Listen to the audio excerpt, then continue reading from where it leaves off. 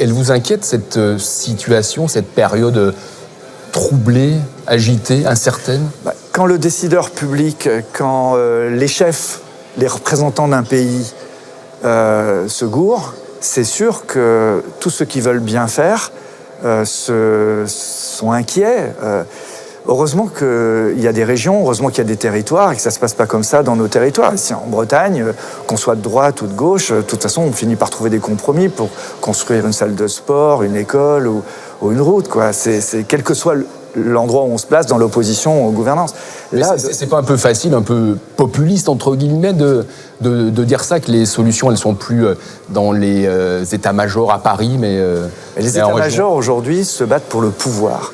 C'est extraordinaire, quoi. On est dans une guerre de chapelle. Excusez-moi pour la métaphore de mon métier, mais moi, je suis en concurrence avec Carrefour, avec Aldi, Lidl, etc.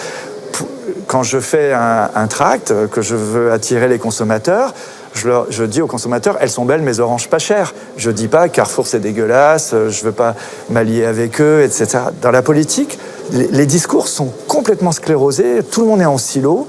Il n'y a personne qui pense que la défense du bien public mériterait un peu de projets transverses, quoi, de projets collectifs.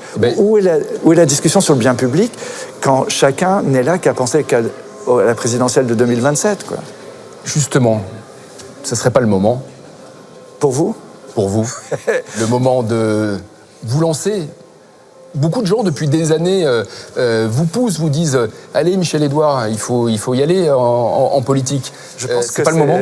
Je pense que c'est flatteur de s'entendre dire qu'on pourrait, que je pourrais apporter ma pierre à la reconstruction d'un état d'esprit, d'une politique. Mais en même temps, ça marche parce que j'y suis pas. Il ne faut pas être dupe. Ah, vous n'êtes pas dupe? Non.